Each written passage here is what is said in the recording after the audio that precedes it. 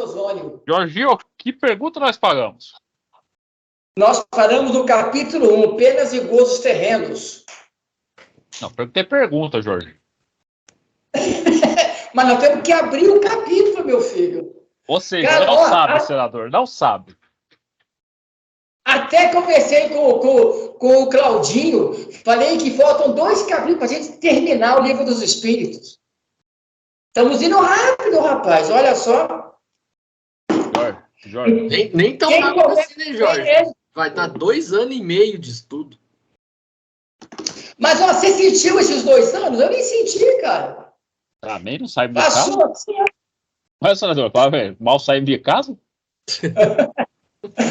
Mal saímos de casa, realmente foi isso mesmo. Bom, então é isso aí, senhoras e senhores. Vamos iniciando aí esse dia 27 de julho de 2022, aniversário de São José dos Campos. Feriado municipal em São José dos Campos. Estamos aqui. Deus está vendo que num feriado nós estamos aqui estudando, senhoras e senhores. Exceção Jorginho, que em Jacareí não é feriado. Vírgula, porque nossa amiga Amandinha não está aí, né? Mas, para Jorginho, todo dia é dia de feriado, porque ele é aposentado, né, senhoras e senhores? E estamos aí sem a nossa componente Amanda, porque mais uma vez ela foi viajar, né? Então nos deixou aqui a ver navios, a ver carros passando, senhoras e senhores.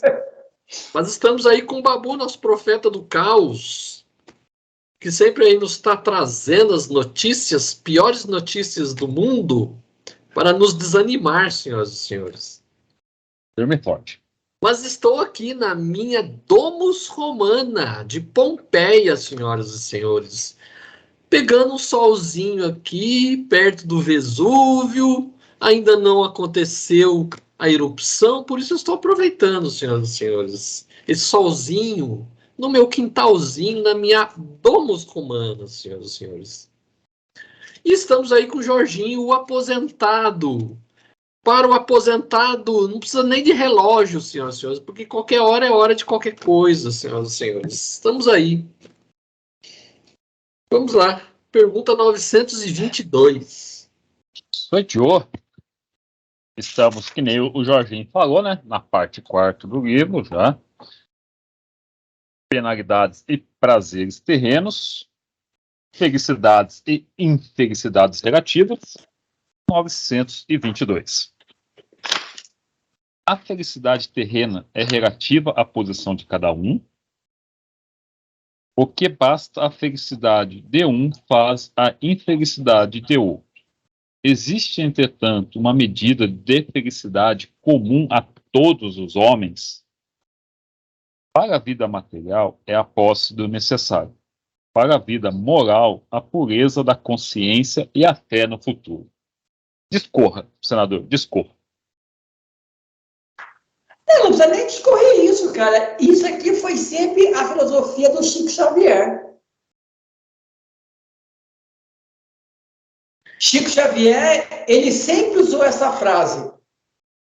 Ter o necessário e a consciência tranquila. As pessoas diziam que a frase era dele, mas nós sabemos que ele seguia realmente o lema do Livro dos Espíritos. E essa fé no futuro aí, Jorginho? A fé no futuro, Claudinho, eu tenho fé em você. Porque você nos diz o que vai ser o futuro, cara. Porque o mundo não nos diz o futuro que vai ter, não. Sinceramente. Claudinho confia que o Vesúvio nunca mais vai entrar em erupção. Aliás, aquele povinho que mora lá acha que Pompeia foi apenas um erro de cálculo do pessoal. O cara, você pensa bem, olha como é que o ser humano é. Dizem que o homem é o único animal que tropeça 2 vezes na mesma pedra. Nenhum outro animal dito irracional faz isso, né? Teve aquela erupção pliniana, acabou com a cidade. As pessoas continuam morando, aumentaram a cidade, não tem nem rota de fuga decente e moram ao lado de um vulcão. Olhe bem, nos Estados Unidos, todo ano pega fogo na Califórnia. Os caras até hoje não fizeram. E olha que os Estados Unidos são realmente um país que tem condições de criar 1000 modelos de defesa. Pô, queimar de novo a Califórnia, cara, é um negócio absurdo. E no Brasil, nós continuamos poluindo o rio. E aí o que acontece? Olha bem, tivemos 2 acidentes graves em Petrópolis, 3 anos de diferença e até hoje nós continuamos. Então, Claudinho, eu que te pergunto, a fé no futuro, que futuro tem esse monte de espírito? Se a gente pensar de um ponto de vista exclusivamente material, não tem a menor razão de ter fé no futuro. A gente tem fé no futuro porque a gente sabe que essa vida material é uma passagem. O princípio é isso. Agora, aqui, o que ele coloca? Porque a pergunta que ele coloca é assim, que alguns que têm bastante bens materiais são mais felizes que os que têm menos. Né? E aí ele pergunta se existe algum grau de felicidade que seja para ambos, né? Tanto aqueles que são bem aquisitivos, têm uma boa posição social, e aqueles que não têm. Então, aqui ele coloca assim, para alguns, a vida material é a medida da felicidade. Ter bens é ser feliz, não ter é ser infeliz.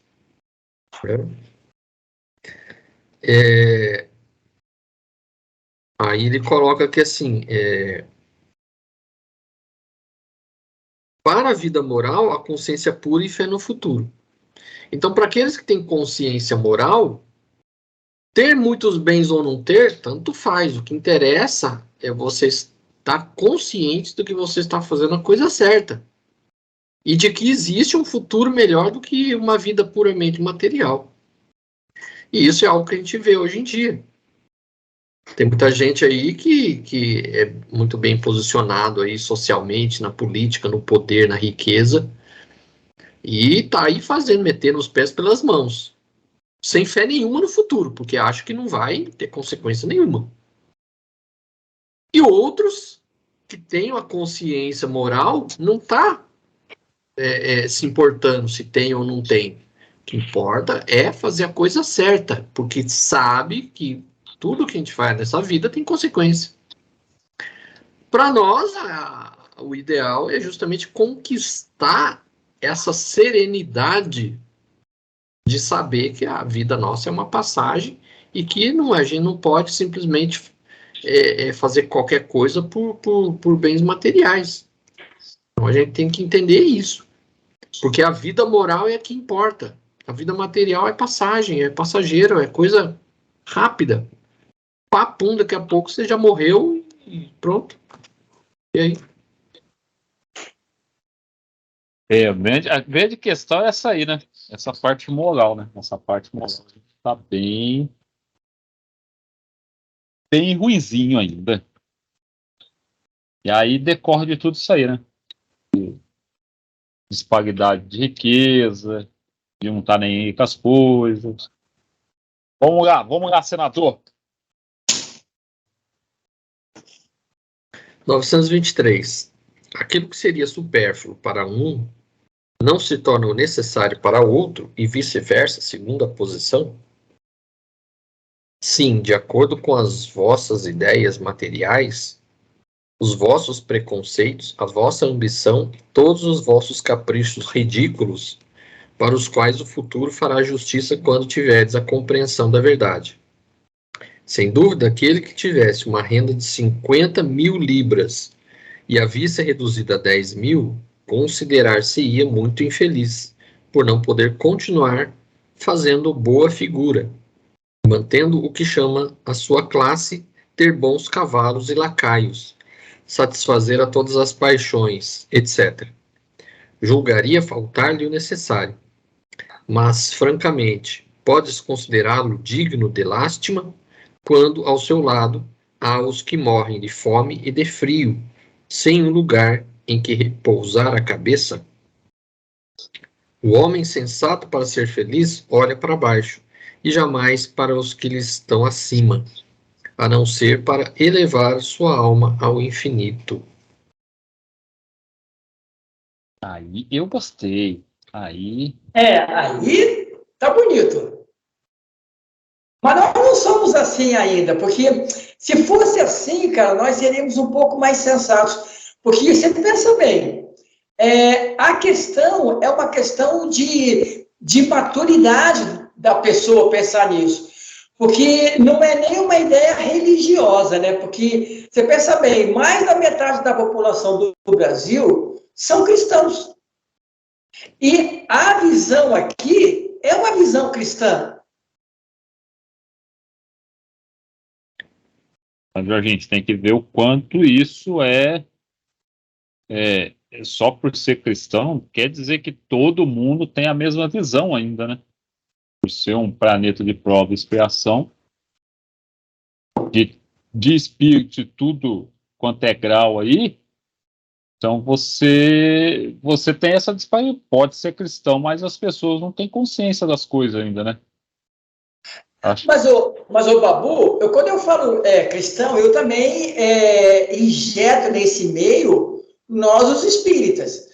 Você pensa bem, apesar de ter uma ideia ou uma noção que basicamente é uma informação não trabalhada de si, de fé, de vida futura, de espírito, o espírita vive fora do centro como qualquer cristãozinho barato aí, sem fé nenhuma, buscando, digamos assim, a materialidade para se considerar.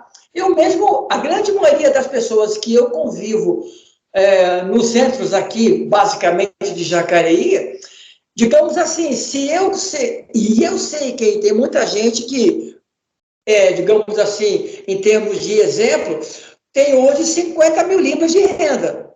Se essa pessoa cair para 10 mil, ela vai ter a mesma vergonha que teria digamos assim, qualquer pessoa ateu sem religião, porque a vida material ainda para o espírito é um peso complicado, cara.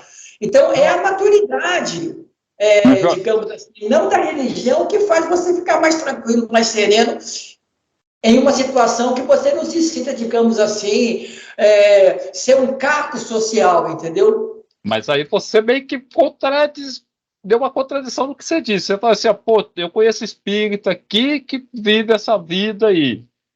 Mas depois você quis dar uma brandada no negócio. Não, eu estou dizendo o seguinte, não é uma questão de compreensão religiosa, é de uma maturidade, porque tem muito ateu que vive isso aqui sem se preocupar, sabe? Não acredita que Deus existe, mas ele tem uma visão mais tranquila. Mas, Jorge, em relação... não é... o que tem nisso não é sempre uma maturidade a alguém. É o espírito em si que tem as suas conquistas. É um espírito já um pouco mais que não se prende à religião, ó, tem que fazer porque está aqui escrito alguma coisa. Que nem você diz, a maioria do pessoal que vai no centro espírita é para tomar passe e levar a vida. Não faz uma reflexão, não pega, não estuda, só senta lá, senta a bunda, faz tudo, toma o passe, não estuda a doutrina, não conhece o que é a doutrina. Pega a doutrina, é o passe, a água é fluidificada e vão embora para casa. É a mesma coisa das outras religiões, não muda nada. O que muda é essa negligência do espírito aqui encarnado. Quando ele chega aqui, ele só vê a matéria e só fica atrás da matéria. E faz muito pouco pelo lado espiritual. Mas eu vejo a religião mais como um indutor ao fanatismo, infelizmente. Porque isso foi até participei ontem do café filosófico lá no irmão Rodolfo, e o discutindo essa questão religiosa. Há 2000 anos que a gente tem essas mensagens do Evangelho. E quem que pratica? Não é o fato de você estar afiliado a uma religião que você vai praticá-la. Então, isso não quer dizer absolutamente nada. Tem muita gente que não segue religião nenhuma e colabora mais com o semelhante do que quem é religioso. Então, a religião hoje é só um verniz. Foi aquela mensagem que eu aquela mensagem que eu coloquei do Kardec lá da Revista Espírita, que eu coloquei, acho que antes de ontem, lá no grupo lá. Então, é isso aqui. Tem muita gente que tem mais do que o supérfluo, né, e não colabora com nada com o semelhante. Infelizmente isso acontece, porque é da natureza daquele espírito, ainda está muito apegado à matéria. E eu gosto muito desse exemplo aqui, porque você pensa bem, para nós, termos 10 mil libras seria um dinheiro tranquilo, pô, a gente ficaria até contente. Mas quando há uma queda de 50 mil para 10 mil, a pessoa que está acostumada a um estilo de vida desse tipo, sem se preocupar com esse de olhar para cima ou para baixo, para ela ficou pobre.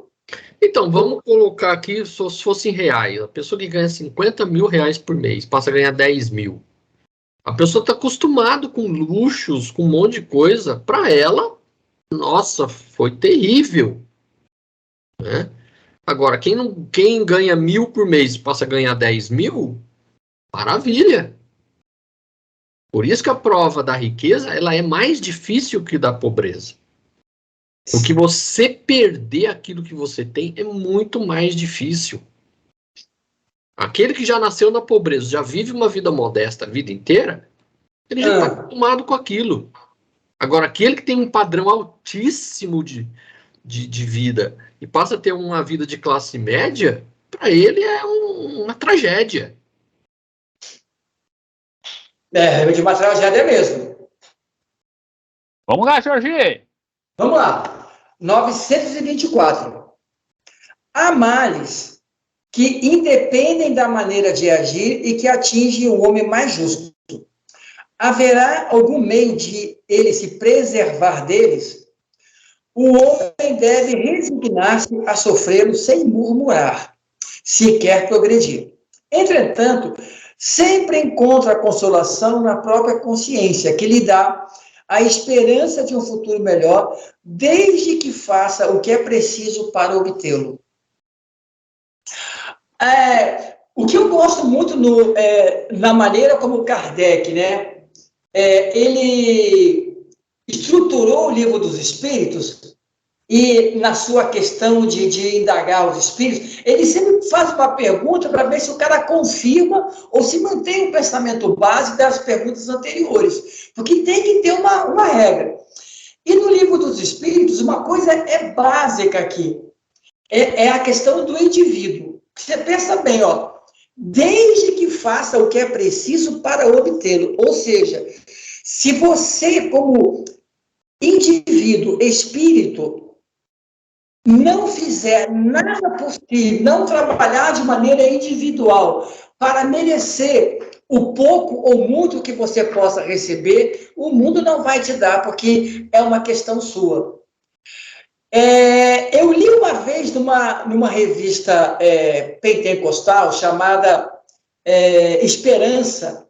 É uma publicação de várias igrejas evangélicas que montam os assuntos, papapá. A revista é muito boa, tem até artigos bons. E numa delas tinha assim, era um pastor da igreja Deus é Amor. Ele dizia o seguinte: a doutrina espírita é a doutrina que não colabora com vocês porque ela não perdoa.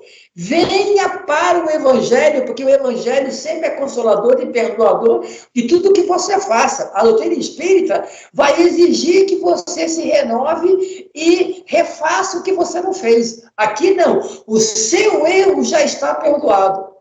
Você pensa bem, eles mesmos confirmam e até condenam, entre aspas, essa gerência individual ao qual o espírito está obrigado a fazer por si.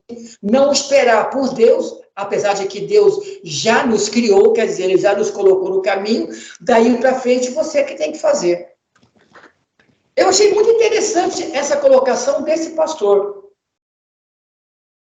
Está bem condizente com a doutrina católica e evangélica de ser uma doutrina que amarra as pessoas na dependência de um sacerdote, né?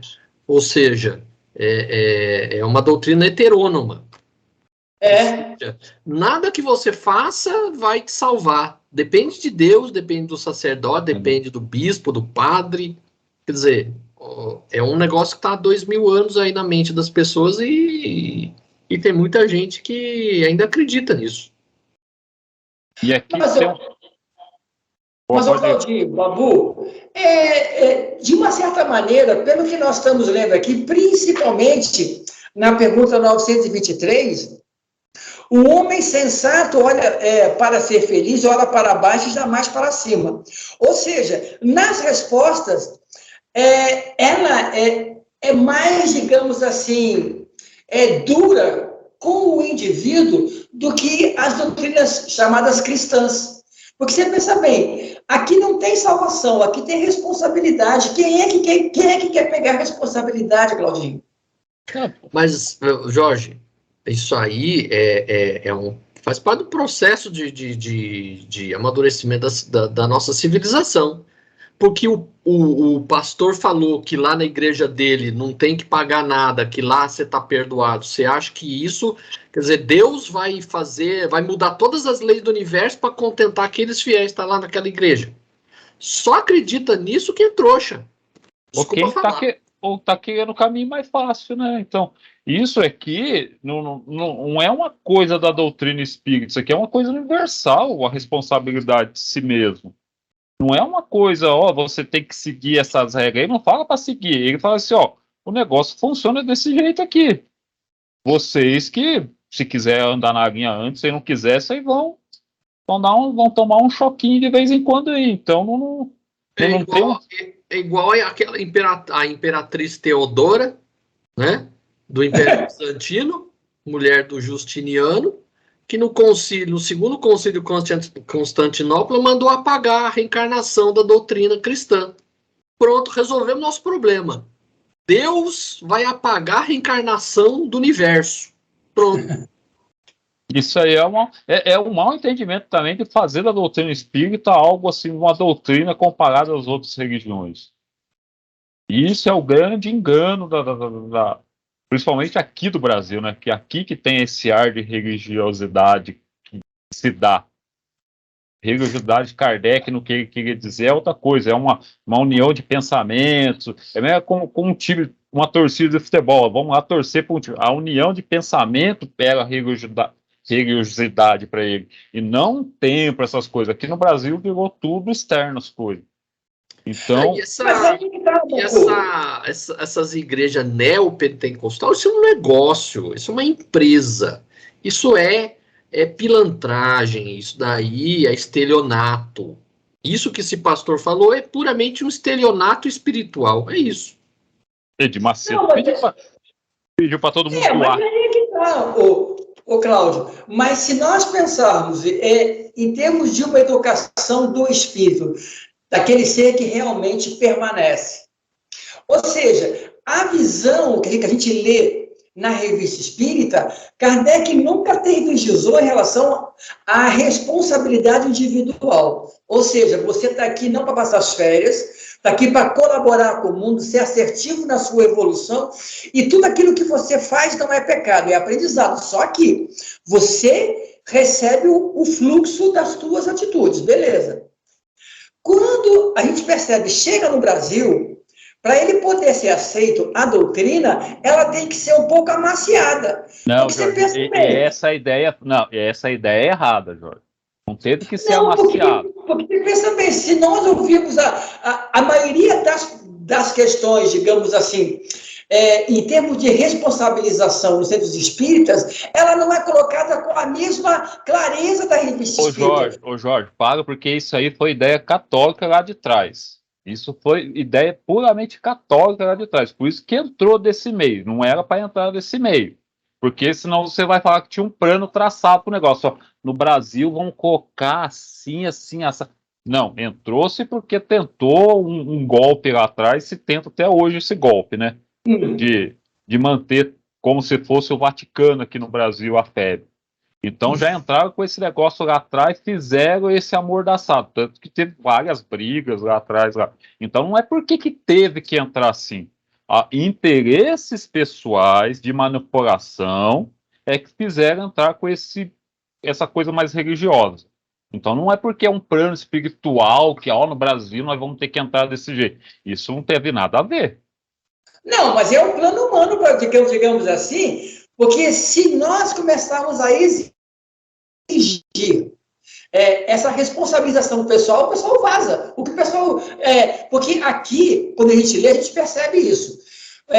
O seu supérfluo, ele não é supérfluo para o outro.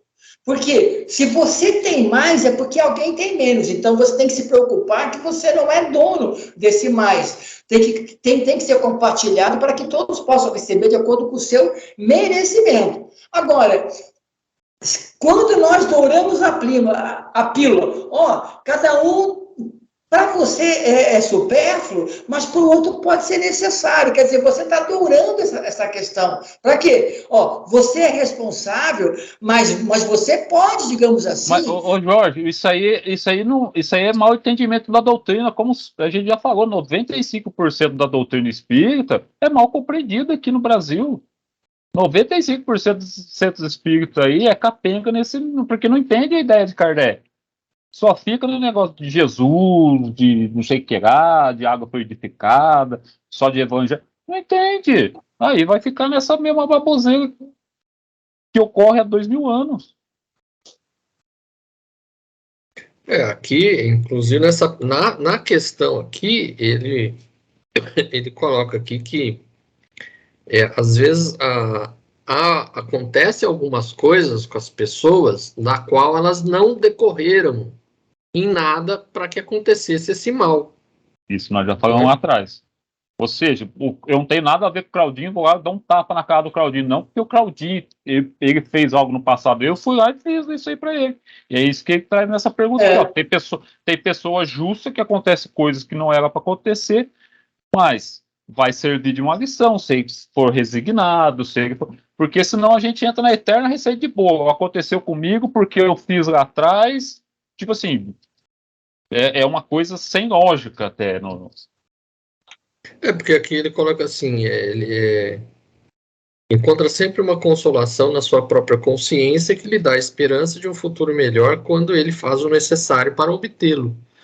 Ou seja, não basta sentar, cruzar os braços e esperar que as coisas aconteçam. Você tem que fazer a sua parte para que isso aconteça. Sim. Agora, as pessoas que estão esperando que caia do céu a salvação, essas pessoas aí ainda têm um longo caminho a percorrer. Se hoje nós temos essa consciência de que a gente que tem que buscar nossa salvação, a gente tem que se melhorar, não cai de graça, a gente está um passo à frente dessas pessoas que ainda acham que a salvação vem de graça. Então, isso vai acontecer, isso vai existir por muito tempo. O interesse financeiro, principalmente dessas religiões, é muito grande.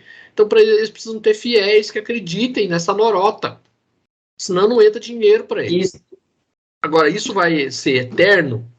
Creio que não. Um dia, a população vai começar a despertar, vai começar a melhorar. É a melhora progressiva que é de acordo com a lei do progresso. Agora, não espere isso para amanhã. Vai levar milênios.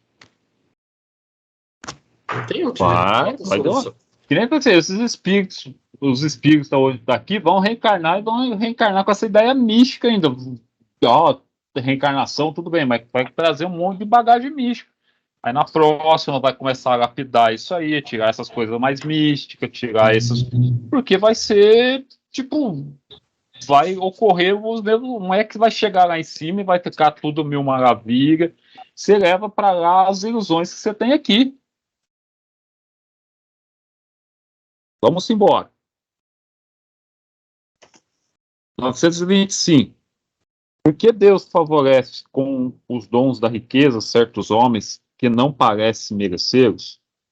É um favor que se apresenta aos olhos daquele que vem apenas o presente.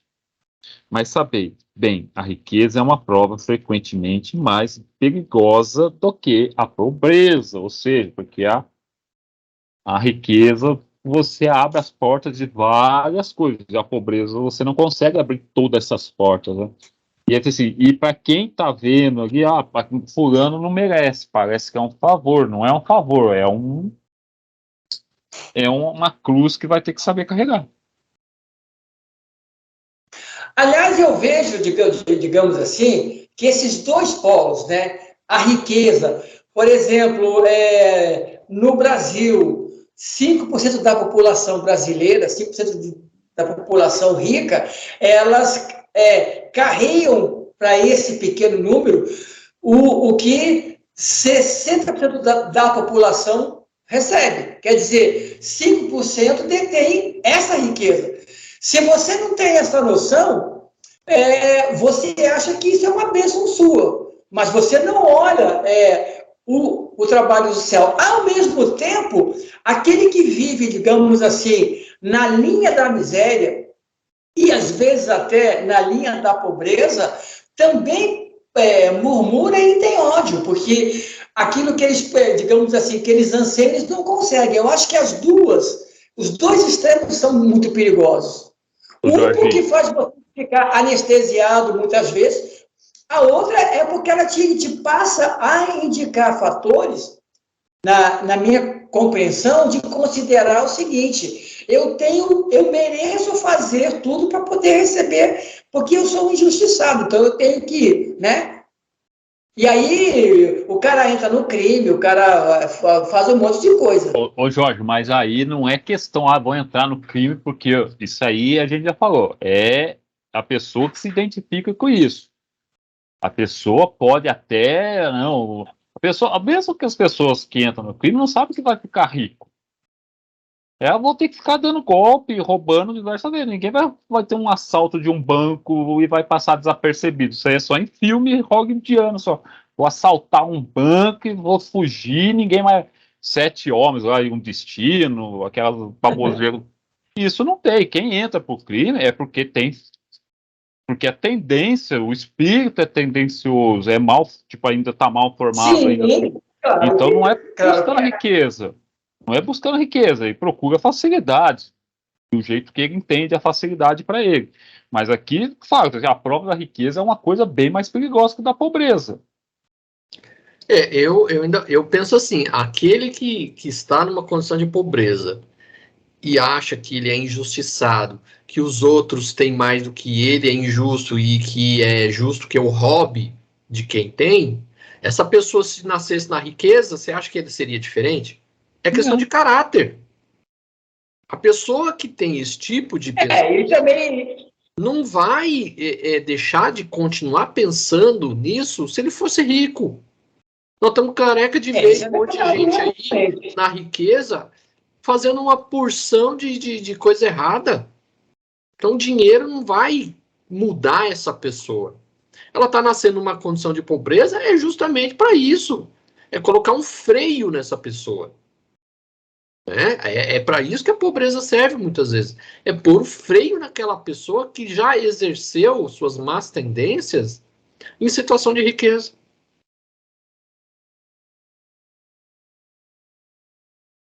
Vá, senador. 926. A civilização criando novas necessidades não é a fonte de novas aflições? Os males deste mundo estão na razão das necessidades artificiais que criais para vós mesmos. Aquele que sabe limitar os seus desejos e ver sem cobiça o que está fora das suas possibilidades, poupa-se a muitos aborrecimentos nesta vida. O mais rico é aquele que tem menos necessidades.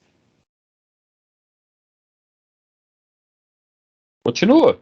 Aí tem a continuação aí, né? Isso.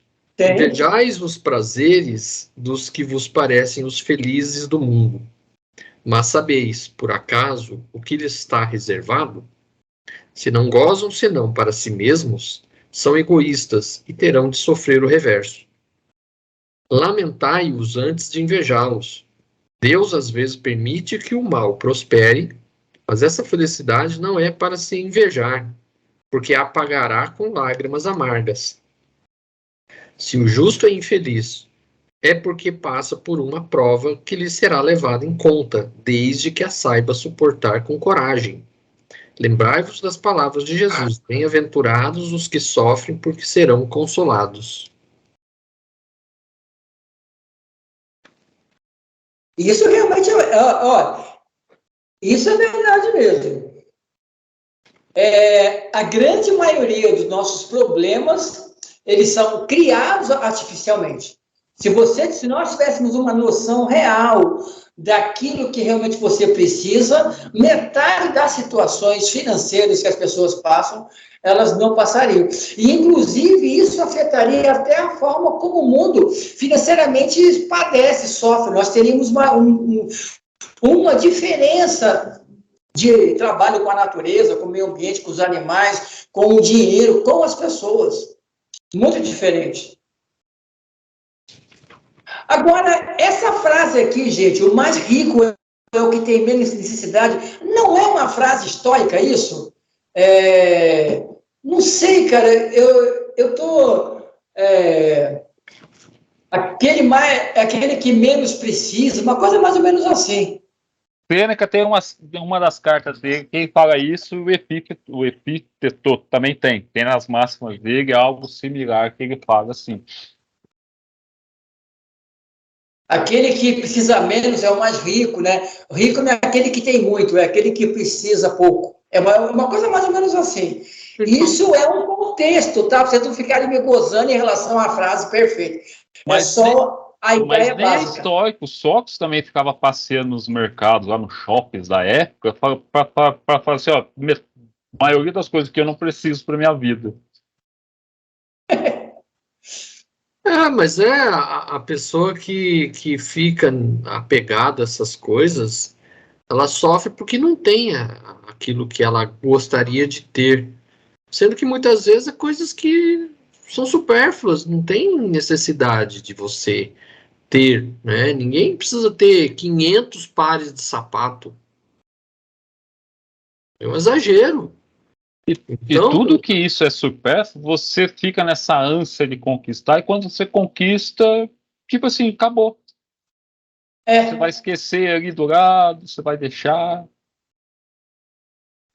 E isso realmente é verdade. Depois que você tem, parece que aquilo perde o sabor, cara. Então, é inacreditável, pessoas assim. Tem uma historinha que tinha um general espartano, se eu não me engano, é o Brásidas. Era um general que ficou famoso durante a Guerra do Peloponeso. Ele um dia estava passeando por Atenas, e aí chegou um ateniense, chegou para ele, reconheceu ele, né? Falou: não, você é o general, tal. Como o senhor se sente? Quer dizer, o senhor agora já ficou rico? Aí ele falou assim pro cara: rico não é aquela pessoa que possui muitos bens, mas aquele que menos precisa deles. E os espartanos ficaram famosíssimos, né? Tanto que a frase você levar uma vida espartana é sinônimo de uma vida realmente de pobreza, do mínimo necessário só para você viver. Então, a frase desse general espartano reflete muito o espírito espartano, que também tem, né, dessa de você não precisar de coisas supérfluas. É aquela coisa mesmo, né? Aí é complicado. Esse apego, cara. Esse apego que nós temos. Nossa senhora, eu não consigo passear no shopping sem olhar a livraria para ver se tem livro bom por 10 contos, tá vendo? Isso já é um desejo, cara. Jorginho passa lá 3 vezes por semana. Pode ver. Toda vez que ele manda um áudio com som abafado, é que ele tá passeando no shopping de máscara. Isso. 927. Certamente, o supérfluo não é indispensável à felicidade. Porém, o mesmo não se dá com o necessário. Ora, não será a real infelicidade daqueles que estão privados do necessário? Na verdade, o homem só é infeliz quando sofre a falta do necessário à vida e à saúde do corpo. Essa privação talvez se deva à sua própria culpa. Daí, porque só tem que se queixar de si mesmo. Se a culpa for de outrem, a responsabilidade recairá sobre aquele que tiver dado causa. Isso aqui é muito profundo do que simplesmente o que parece. Não é mesmo. Porque você pensa bem, aí ele está, digamos assim, essa resposta, ele está dando uma continuação e aprofundamento na pergunta da 924. Né? O homem deve resignar-se a sofrê-los sem murmurar, se quer progredir. E é o que ele fala aqui. Muitas vezes, se alguém te faz alguma coisa e você perde o necessário, ou te sacaneia, ou sei lá o que acontece, você tem que pensar, eu não sou responsável, porque se eu for responsável, eu não posso nem reclamar. Se eu não tenho nem o necessário, é porque eu ainda não fiz para poder ter. Mas se alguém me sacaneia, se o meu irmão me tirou a herança, se a família minha me sacaneou, entendeu? Quer dizer, aí tudo bem, aí eu tenho que, perdi o necessário, vou ter que trabalhar para ter, vou ter, mas quem é o culpado é o outro. Ele vai ter que responder por isso. Aqui eu faria até uma situação até mais geral, né? E nós estamos vendo aí atualmente aí mais de 30 milhões de brasileiros aí passando fome, sendo que o Brasil é um dos países maiores exportadores de carne e um dos maiores exportadores de grãos do mundo. Ou seja, não falta comida. Então, por que 30 milhões de pessoas passam por alguma falta de comida?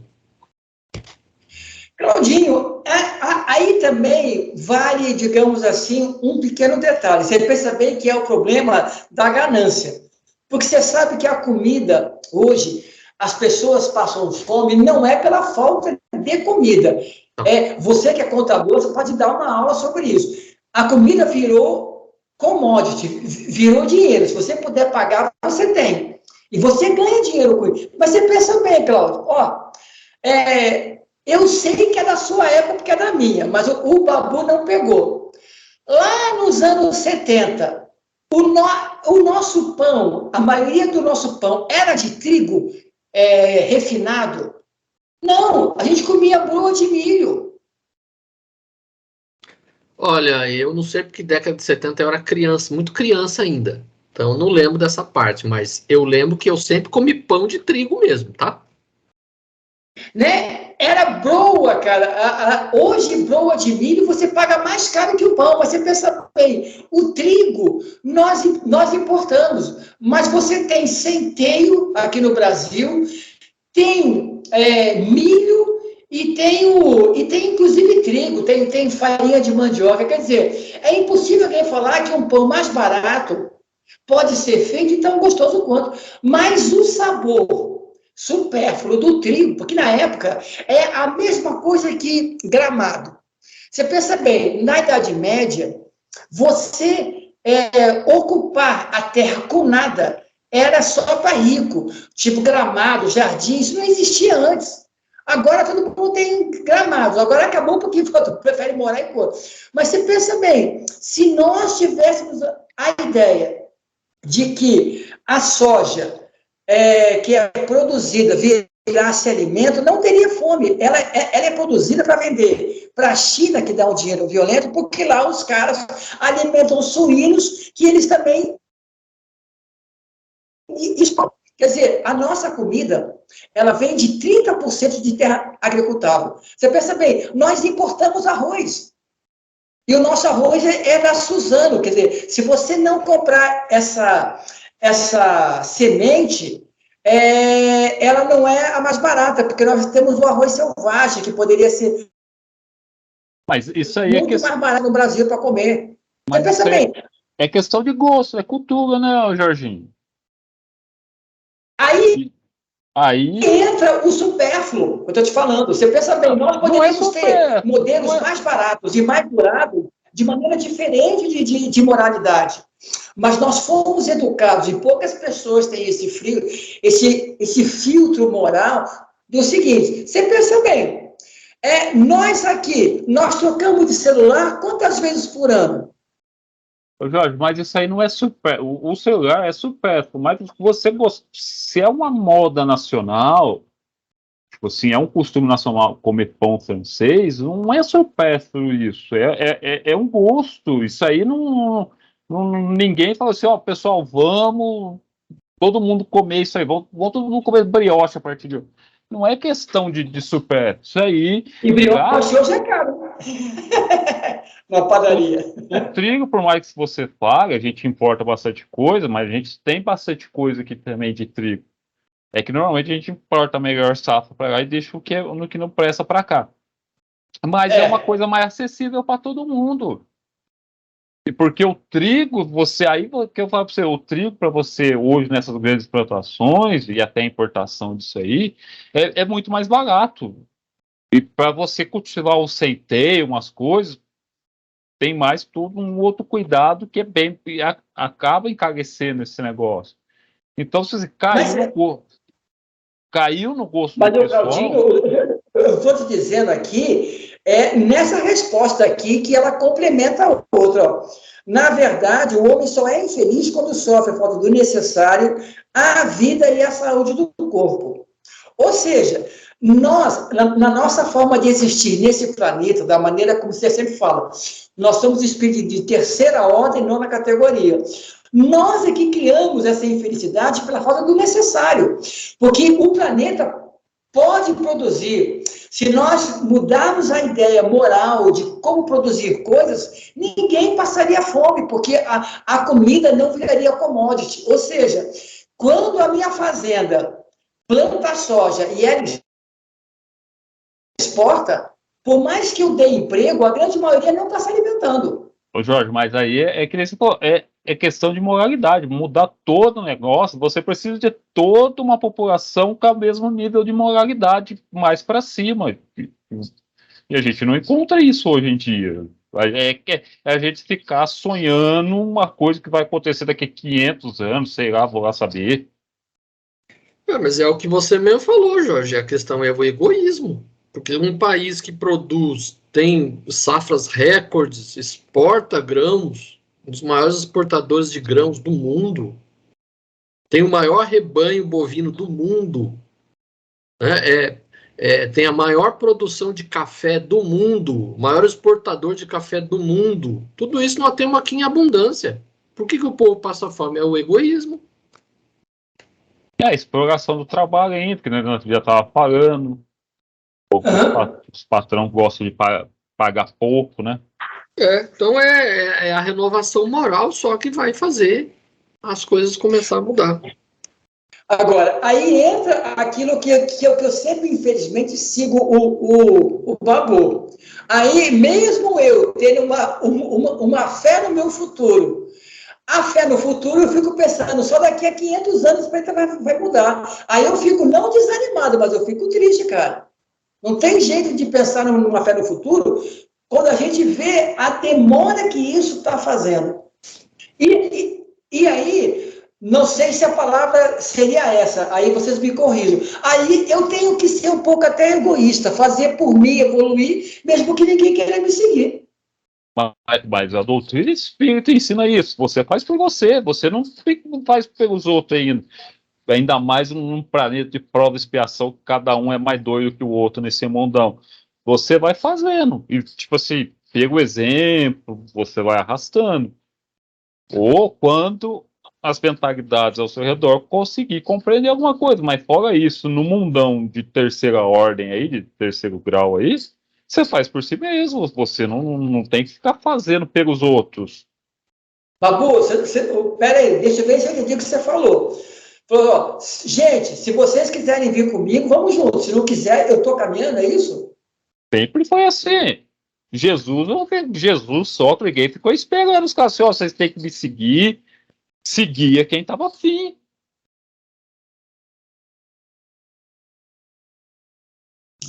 A expressão do Cláudio tá assim, é isso mesmo. Porque você acha que, tipo assim, que só Jesus, quando veio, apareceu e falou assim, ó, pessoal, vai renovar, mas eu não sabe, ele sabe que não ia ser uma renovação, ó, daqui a 2000 anos vai estar tudo bonitinho. Pessoal, quem for, que nem eu coloquei lá eu coloquei no grupo e falei que era bizarrice, ó, daquele negócio de Bezerra de Menezes, vou ficar aqui até a última arário. Isso aí não existe, isso aí é historinha de espírito católico que adora essas coisinhas. É cada um por si, negão. Ó, tipo assim, ó, adiantou, já saiu desse mundo. Se não, como eu falo para você, esses espíritos que vão caminhar com a renovação da Terra, quando se dá conta que é um mundo regenerado, ele vai estar regenerado. Só que ele, tipo assim, ele passou por todas as etapas aqui na Terra, sendo que isso não é necessário. Ele poderia cumprir a parte dele e falar assim, ó, você já pode sair daqui para ir outro planeta melhor já. Se tivesse uma frase melhor do que essa para definir o espiritismo, acho que acho que até não tem. Espiritismo, a frase é essa: cada um por si, Deus por todos. Gostei, Cláudio. Eu gostei, cara. Você tenta fazer as coisas na medida, não é esse negócio egoísta, assim, ó, eu vou embora. Você tenta ajudar algo, mas você não vai ficar tentando ajudar eternamente se a pessoa não quer ser ajudada. Você tem que tocar o seu barco. É por isso que eu falei assim, aquele negócio de Bezerra é bonita, uma história linda, emocionante, mas de verídica, de real, não tem nada mesmo. Como é que alguém tá pedindo para sair? É o gatinho. É o pretinho lá, sem vergonha. Pai, ele sai pela janela? Ô, Babu, ele vai sair pela janela, é isso? Aí, pode ir. Babu, mas peraí, o seu gatinho vai sair pela janela? Tem o carro aqui, ele desce aqui, vai buscar ração, vai buscar água dele. Ó.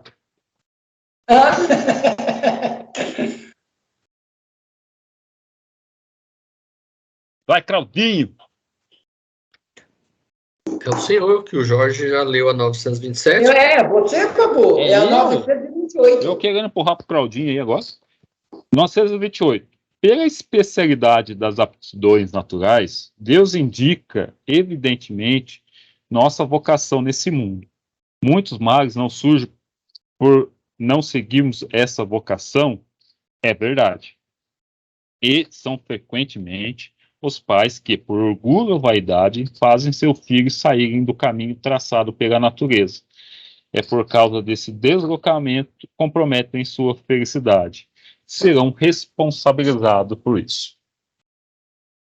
E tem até um caso lá do nosso amigo, lá do estudo lá, né? Nem vou colocar os nomes aqui, mas ele vai saber, porque a profissão, ele falou assim, que o filho dele queria fazer veterinária, e falou assim, não, faça medicina, porque senão você não vai atrair um bom partido para casar. E eu falei assim, então casamento é contrato, então, né? Ele falou assim, não, você aí começou a gaguejar, disse, não, aí eu falei assim, depois que você estiver formado, estiver aposentado, você faz veterinária, mas faz alguma coisa para ganhar dinheiro. Porque você sabe que eu preciso do necessário, né? E a veterinária não vai lhe dar o necessário para você comprar a sua picape, entendeu? Então, mas é o que a gente chegou a estudar lá no Missionários da Luz, da mãe que obrigou praticamente o filho a ser padre. E o cara queria seguir filosofia e outras coisas. Depois que ele morreu, ele virou um revoltado. Então, é isso. Você vê muitos pais aí, principalmente aqueles que têm posição social aí proeminente, não quer que o filho exerça a profissão que vá envergonhar a família, entendeu? Então, isso infelizmente acontece. E nem é desses casos que nem o senador falou, de casos de pessoas ricas, você tem que seguir a minha linha, que nem normalmente é médico, esse pessoal fala, não, o seu avô é médico. E as pessoas de baixa renda também, faça isso para você seguir, para você ter dinheiro, alguma coisa, mas a pessoa vai estar lá, que nem Jorginho fala, no Banco do Brasil, vai estar lá dentro de uma fábrica infernal e não aguenta mais, em vez do cara querer fazer uma escola de teatro, que nem o parente de senador aí, Nerinho, né, que queria fazer teatro, mas a mãe empurrou. Para ser imperador, imagina só. Olha, se tivesse deixado o coitado trabalhar como ele queria ser um artista mambembe, ele não teria feito tanta bobagem. Ele teria evoluído aquele rapazinho, porque não era grande coisa como ator, mas pelo menos mambembe ele ia estar feliz. Mas era amigo do Claudinho naquela época. Ele era péssimo em tudo. Não, Claudinho era gente boa. Ele era, se ele fosse mambembe, ele seria um rapaz feliz, tranquilo. Vai, senador. 928A. Então considerai justo que o filho de um homem da alta sociedade fabricasse tamancos, por exemplo, se fosse essa sua aptidão? Não se precisa cair no absurdo nem no exagero. A civilização tem as suas necessidades. Porque o filho de um homem da alta sociedade, como dizes, teria de fazer tamanco se pode fazer outras coisas? Ele poderá sempre se tornar útil na medida de suas faculdades, se não as aplicar em sentido contrário. Assim, por exemplo, em vez de um mau advogado, poderia ser talvez um bom mecânico, etc. Isso. E qual é o problema de fazer tamanco? Hoje em dia ganha dinheiro. Na época, tamanco de madeira, pelo menos na minha época, que vendia na feira, era só pessoa paupérrima que comprava tamanco de madeira. Plec, plec, plec, plec, plec. É que ele falou que é a questão do exagero, né? E que o espírito vai falar assim, não joga no exagero. Ele não é para seguir a mesma função do pai ou aquilo que a mãe, o pai e a mãe desejam. Ele pode ser outra coisa, em vez de ser um médico, um advogado, pode ser até um artista plástico. Vai do cara. No contexto atual, por exemplo, não é porque o cara que é dono de uma fábrica, ele vai ser tipo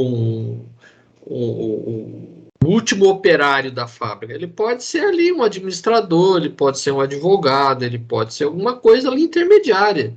Então pode coach. Hoje levar ao exagero as coisas. Pode ser até um coach. Pode ser até um coach. Coach. Vai, deu a dedo de Kardec. O deslocamento dos homens de sua esfera intelectual própria é seguramente uma das causas mais frequentes de decepção, de dissensão. A inaptidão para a carreira abraçada é uma fonte inesgotável de reveses. Depois, o amor próprio vem juntar-se a isso, impedindo o homem de recorrer a uma profissão mais humilde e lhe mostra o suicídio como um supremo remédio para escapar ao que ele julga uma humilhação.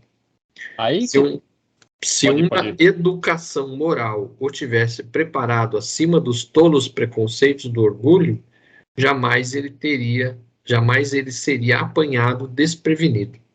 É por isso que tem essa ideia do trabalho, que nem o Jorginho a gente já conversou, que trabalho é um castigo, né?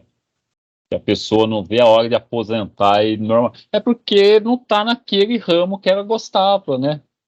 Que teve, vai ali porque é necessário, faz isso porque vai dar dinheiro. E a pessoa não aguenta, por leva aquele negócio de 40 anos fazendo aquele negócio lá, mas não suporta nenhum. Olha, tem um filme que mostra muito isso, foi um filme famoso na época, Cine Paradiso, mostrando aquele rapaz do cinema, destruição dos cinemas e tal. Cine Paradiso mostra muito isso. Quando você não segue o teu ideal de espiritualidade pelo qual você nasceu, nossa, você fica triste, né? Aí a vida pode ser até que você ganhe dinheiro, tenha tudo aquilo que materialmente, mas chega uma hora assim que você olha no seu dia e não sei se vocês assistiram, mas procurem assistir Cinema Paradiso.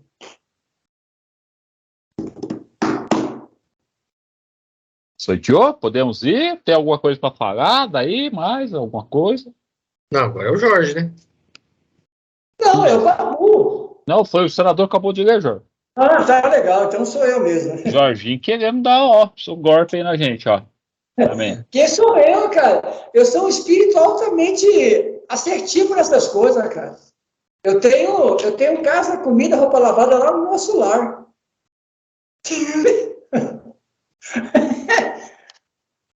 Há pessoas que, privadas de todos os recursos, mesmo quando reine a abundância em seu redor, só tem a morte como perspectiva. Que partido deve tomar? Deverão deixar-se morrer de fome? Ninguém jamais deve ter a ideia de deixar-se morrer de fome. O homem acharia sempre meio de se alimentar se o orgulho não se colocasse entre a necessidade e o trabalho. Costuma-se dizer que não há ofício desprezível e que não é o estado do homem que o desonra, mas isto é dito para os outros e não para si. E isso vem sempre ser colocado naquilo que o Cláudio coloca bem do orgulho, né? Porque você pensa bem, nossa, fulano de tal, você viu, largou a fábrica, agora trabalha no posto de gasolina. O cara é honesto, tal, né? Ou então aquela moça, não, filha, não casa com esse rapaz, não. É um rapaz bom, honesto, mas, pô, é frentista, não ganha muito dinheiro, não vai dar o que você precisa. Mas tem o médico ali, o delegado, o cara é um cretino, desonesto, mas é um delegado, vai ganhar bem, funcionário público. Eita, nós, esse mundo é complicado, né? Mas ele traz isso aqui quando a gente fala isso. Né? Você fala assim, ó, fulano, faz isso, não se liga pros outros que estão falando, não, tal. Mas se acontecesse com ele, ele ia. É o famoso. Exatamente, é isso que o Cláudio coloca. O orgulho quando você fala para os outros, você não usa. Isso. Faço o que eu digo, mas não faço o que eu faço. Não faço o que eu faço. Vai, senador, fale alguma coisa, senador. Dê um tostão do seu conhecimento e de sua voz para nós.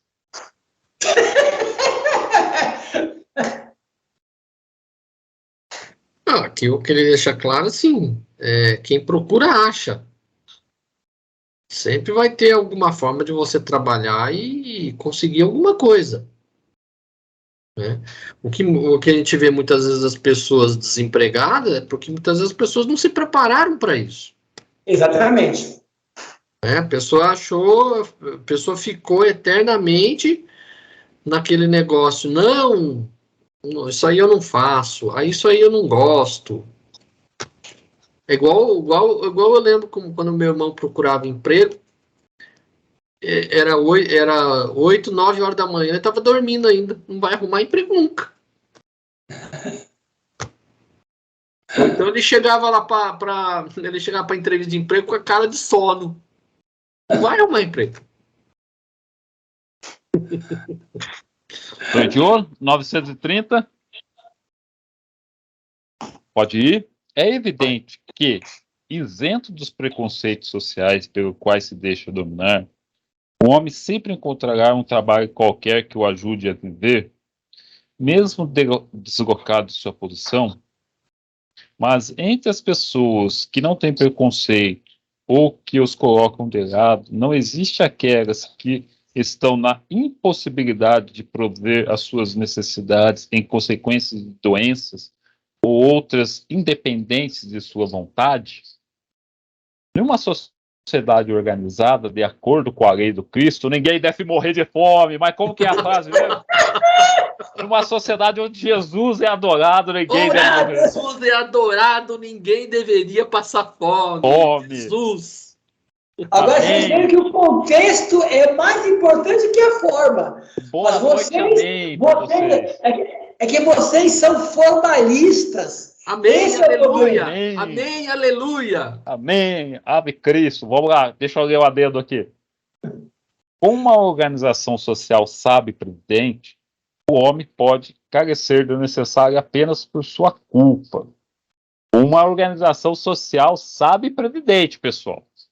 Tá longe, tá na terra esse negócio aqui. O homem pode carecer do necessário apenas por sua culpa. Mas, mesmo essas suas faltas são geralmente o resultado do meio onde vive. Quando o homem praticar a lei de Deus, terá uma ordem social fundada na justiça e na solidariedade. E ele mesmo também será melhor. Jorginho, isso aqui é aquele negócio que eu estava falando do trigo, da importação. Tá aqui, ó, a resposta. Não, a gente vê muito isso mesmo. Por exemplo, agora que a Alemanha está reclamando do Putin dele ter cortado o gás. Mas você pensa bem, se a Alemanha tivesse sido invadida, ela gostaria que a Ucrânia tivesse, por ela, digamos, a mesma assertividade que os ucranianos esperam dos países da Europa. Mas na hora H, que o cobertor seu fica mais culto, você quer, digamos assim, né, farinha pouco, meu pirão primeiro. Mas você pensa bem, se todos fossem solidários, digamos assim, nossa, isso é terrível mesmo, os ucranianos não merecem passar por isso, e a Síria não merece e tal, nós teríamos uma sociedade assim, pô, tá legal, se eu tiver que segurar um pouco mais no gás aqui da Alemanha, mas eu vou fazer esse cara que está sacaneando também sinta o peso, claro, porque se todo mundo da Alemanha e da Europa se segurar no uso do gás, a Rússia vai ter que pensar, né? Vai ter que pensar, mas aí você passa a pensar, não, a farinha é pouco, meu pirão, o meu povo está acostumado. Você pensa bem, não, olha o exemplo que os caras deram de sacrifício. Eu sempre achei um absurdo,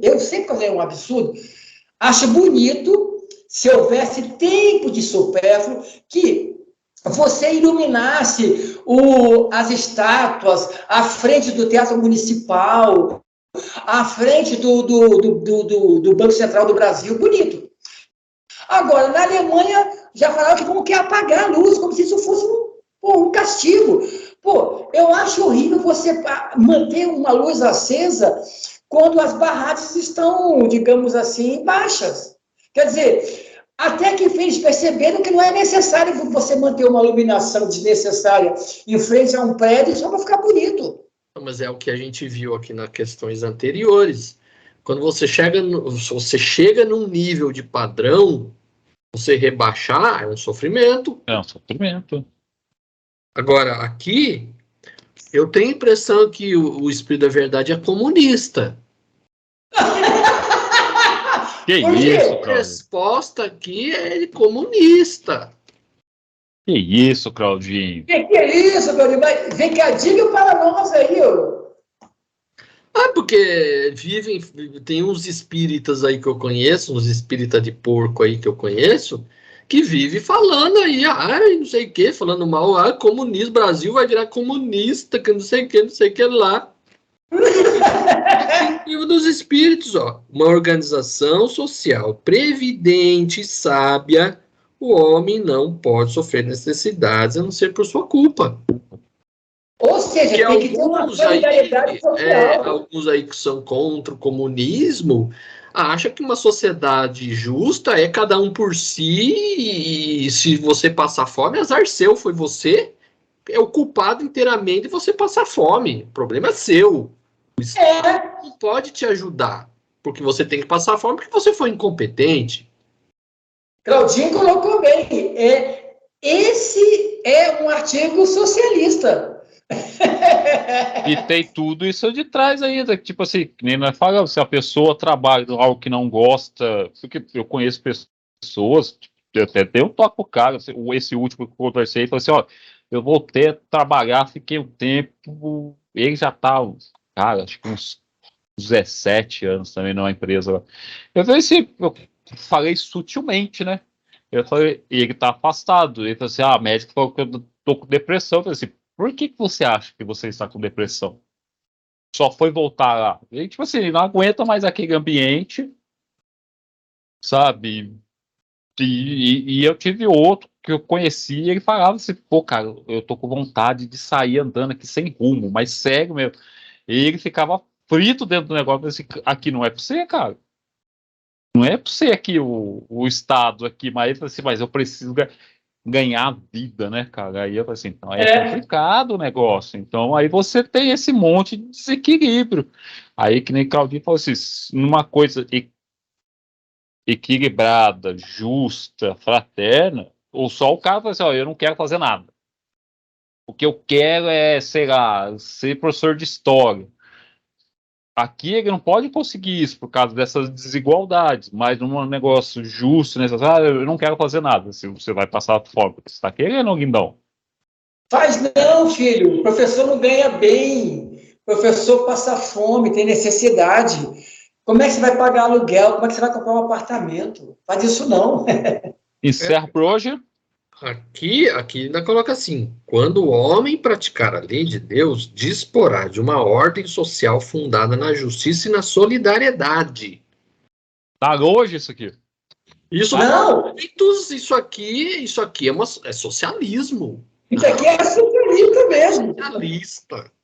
É socialista. E aqui os espíritos falam assim, o que vocês chamam de civilização é só um verniz. Vocês estão longe de qualquer coisa civil ainda, né? Vocês estão longe de qualquer coisa de sociedade ainda. Gente, só uma pergunta. Hoje é dia de São José, o Santo, por isso que é o dia de... Não, não. Hoje é aniversário da cidade. Quando ela foi fundada. Dia de São José é dia 3 ou 9 de julho. Não, dia de São José é em março. É em março, isso mesmo. É 9 de março, alguma coisa assim.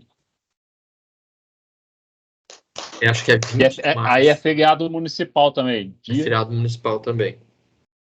Bom, então encerramos por hoje. Encerramos. Dia 19